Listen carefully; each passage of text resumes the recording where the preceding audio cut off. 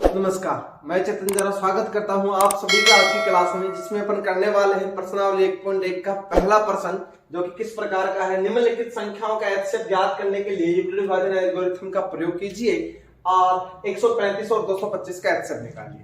तो देखिए किस प्रकार से निकालेंगे। यूक्लिड विभाजन प्रमेय का मतलब होता है a बराबर बी क्यू प्लस आर, जहां पे 0 is less than equals to r is less than आपका b। मतलब शेषफल आपके पास में 0 बचाना है, पॉइंटों में भाग आपको देना नहीं है और स्टेप बाय स्टेप आपको लिखनी है। चलिए स्टार्ट करते हैं। पहला चलिए 135 और 225 में बड़ा कौन है भाई?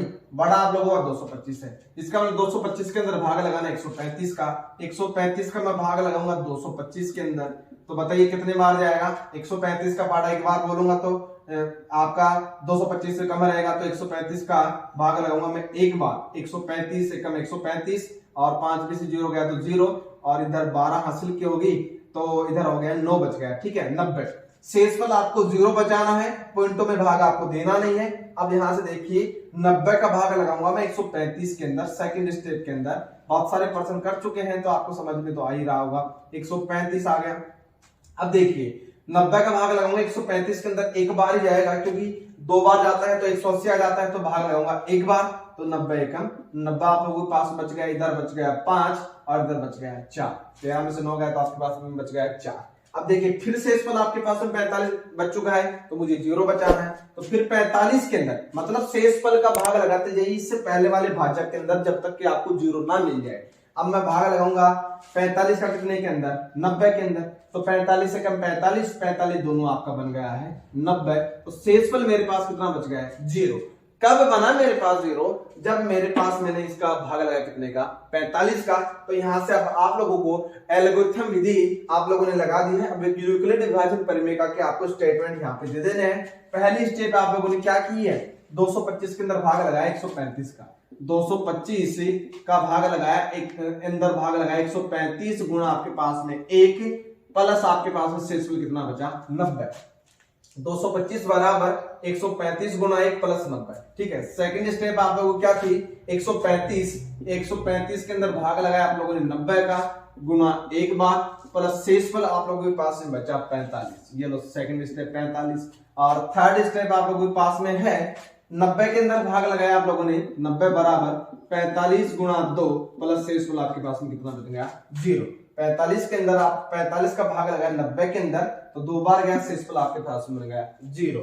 तब यहां से मैंने देखा कि शेषफल 0 आप लोगों के पास में आ रहा है, तो शेषफल से पहले शेषफल कितना आ रहा था? 45। या तो ये तुम लोग बता सकते हो या फिर ये बता दो कि शेषफल 0 आने के लिए आप लोगों ने भाग कितने का लगाया है? 45 का भाग आप लोगों ने लगाया है। तो यहां से लिख देना आप लोग 135 और 225 का जो एचसीएफ होगा, एचसीएफ जो होगा वो कितना आ जाएगा आपके पास में? 45। उम्मीद है कि यहां तक आपको बात समझ गई। चलिए इसी का आप लोगों का प्रश्न नंबर सेकंड करते हैं, किस प्रकार से बनेगा।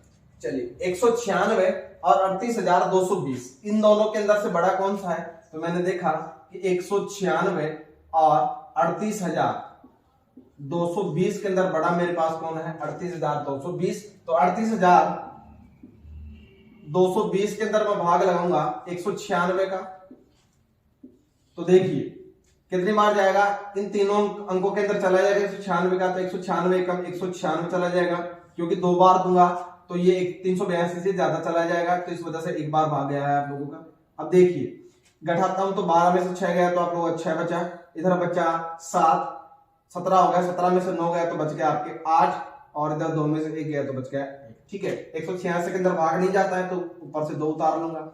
अब 2 मैंने उतारा तो देखिए अगर मैं 196 का पार्ट 9 बार बोलता हूं तो 1862 से कम आता है, अगर 10 बार बोलता हूं तो 1862 से ज्यादा चला जाता है, तो मैं भाग लगाऊंगा 9 बार। अब देखिए 9 6 54 हासिल की, 5 9 नाम 81 और 5 86, 86 का 6 हासिल की 8, 9 एकम 9 और 8 17, आपके पास बन गया 1764। अब घटाते हैं, इधर से बच गया आप लोगों के पास में 8। ठीक है भाई, 12 में से 4 गया तो बच गया 8 और इधर बच गया 5, इधर से हाथ से ले ली तो 15 हो गया है, 15 में से 6 गया तो आपके बच गया 9। ठीक है, और इधर से मैंने 0 उतार लिया तो कितना हो गया? 980। तो 980 बचा। अब 980 के अंदर फिर से आप लोगों का भाग जा रहा है, तब तक भाग देते जाना है जब तक कि भाग लग रहा है। तो अभी 980 के अंदर भाग लग रहा है, तो मैं 980 के अंदर 96 का भाग 196 का भाग लगाऊंगा तो कितनी बार जाएगा आपका, 5 बार जाएगा। तो 196 को 5 से गुना करूंगा तो 980 आ जाएगा और शेषफल कितना बच गया, 0 बच गया। तो यहां से स्टेप आपकी एक ही बनी है, एक स्टेप बनी है। वो क्या बनी है कि 38,220 के अंदर आप लोगों ने भाग लगाया है 196 का गुना कितने से हो रहा है, 195 से, और शेषफल कितना बन रहा है आप लोगों के पास में, 0 बन रहा है। शेषफल कितना बच रहा है आपके पास में, 0। तो आप लोग लिखोगे कि 38,196 और 38,220 का एचसीएफ जो होगा वो कितना बन जाएगा आपके पास में, 196 बन जाएगा। क्योंकि ये शेषफल 0 कब आया है, जब आप लोगों ने कितने का भाग लगाया है, 196 का भाग लगाया है, ठीक है। क्योंकि 196 का भाग देने पर ही आपके पास में शेषफल कितना आया है, 0 आया है। तो चलिए इसका जो थर्ड नंबर का पर्सन है, 2 हमने कर लिए हैं, इसका तीसरा पार्ट और है गया, वो तीसरा पर्सन और देखिए किस प्रकार से बनेगा। चलिए, तो 867 और 255, 867 और 255 के अंदर बड़ा कौन सा है आप लोगों का, तो मैंने देखा कि 867 और 255 में 867 बड़ा है। 255 का भाग लगाऊंगा 867 के अंदर, 255 का मैं भाग लगाऊंगा 867 के अंदर, तो देखिए कितनी बार भाग जाएगा आपका, 3 बार भाग जाएगा। तो 3 से गुणा करवाते हैं, तो 3 बार 5 3 15 हासिल के 1 5 3 15 1 16 हासिल के 1 3 2 6 कितना हो गया, 7। क्योंकि अगर मैं 4 बार भाग लगाता हूं तो ऐसे देख लीजिए, 4 दूनी 8, 800 तो सीधा सीधा बन रहा है, और 55 भी 4 से गुना होगा तो 865 से ज्यादा चला जाएगा, इस वजह से 3 बार मैंने भाग लगाया है। अब 7 में 5 गया तो कितना बचा आपके पास में, 2 बचा।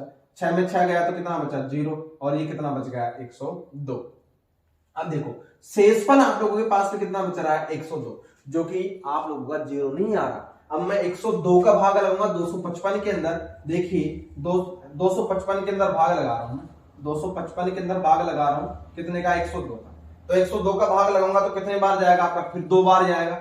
2 बार जाएगा तो कितना, 2 दूनी 4, 0 2 1 2 बार जाएगा। क्योंकि अगर 3 बार दूंगा तो 300 वैसे ही बन रहा है, तो ये 2 बार जाएगा। अब देखो 5 में से 4 गया तो आपके पास में बचा 1, और इधर बच गया आप लोगों के पास में कितना, 5।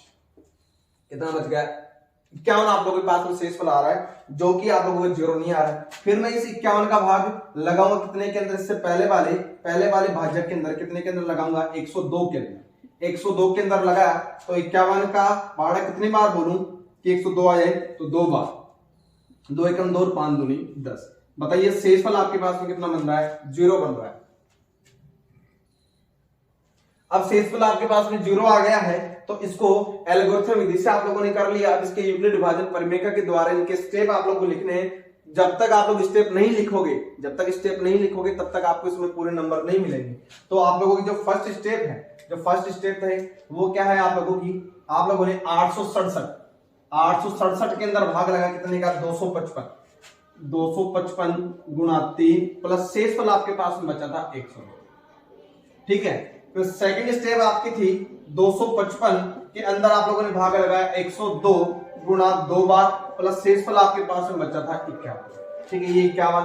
फिर थर्ड स्टेप आप लोगों की क्या थी, 102 के अंदर आप लोगों ने भाग लगाया 51 का, कितने बार, 2 बार, और शेषफल आपके पास में कितना बचा, 0। शेषफल आपके पास में 0 आ गया है। इससे पहले आप लोगों के पास में शेषफल कितना बचा था, 51, या फिर इस शेषफल 0 के आने के लिए आपने भाग कितने का लगाया, यहाँ पे आप लोगों ने 51 का भाग लगाया है, 51 का भाग लगाया है। तो आप लोग यहां से लिखोगे क्या कि 867 और 255 का जो एचसीएफ होगा, एचसीएफ जो होगा आपका, एचसीएफ जो होगा वो कितना बनेगा आप लोगों का, 51 बनेगा। कितना जाएगा, 51 जाएगा। उम्मीद है कि आपको यहां तक बातें अच्छे से समझ में आएंगी।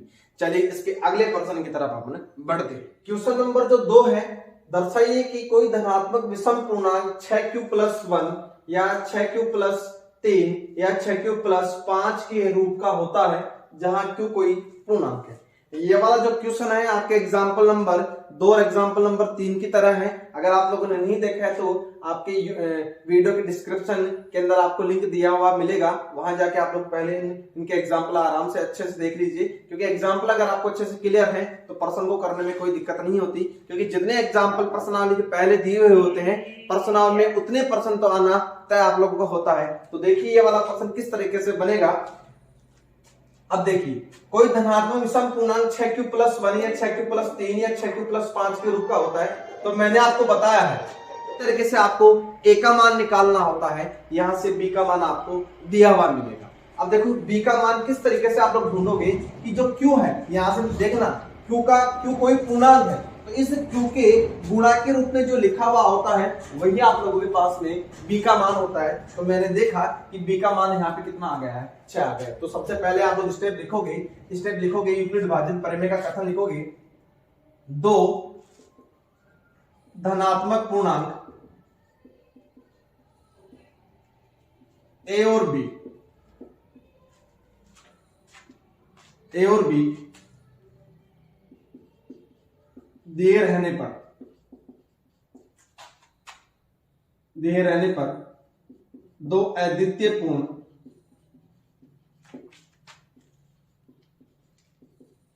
संख्याएं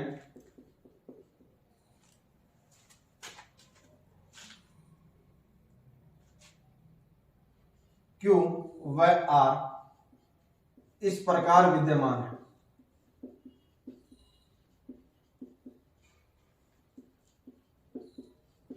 देखो किस प्रकार विद्यमान होगी, a बराबर BQ प्लस R, जहां पे 0 is less then R is less then आपके पास होगी।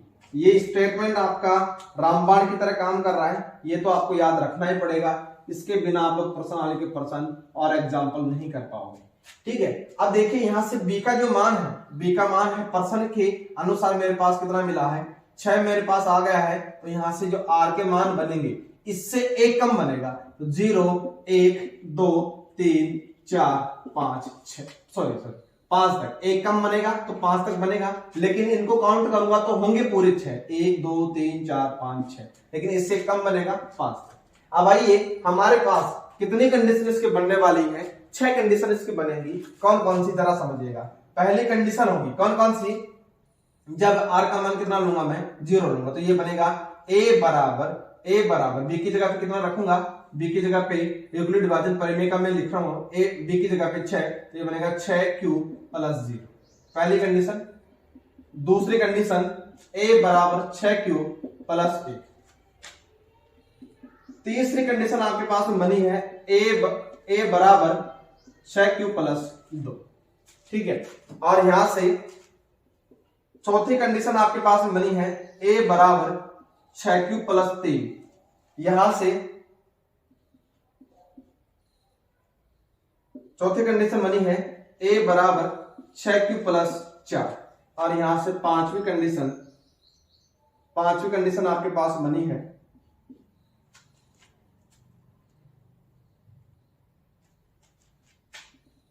पांचवी कंडीशन ये थी। छठवीं कंडीशन आपके पास बनी है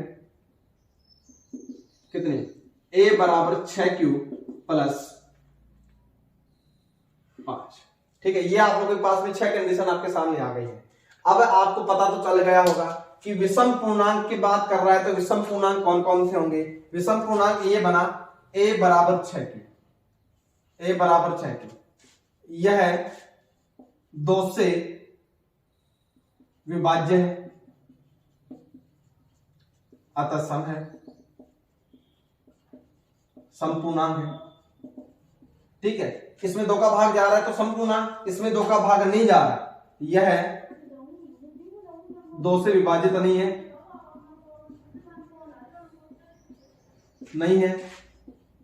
अतः विषम पूर्णांक होगा।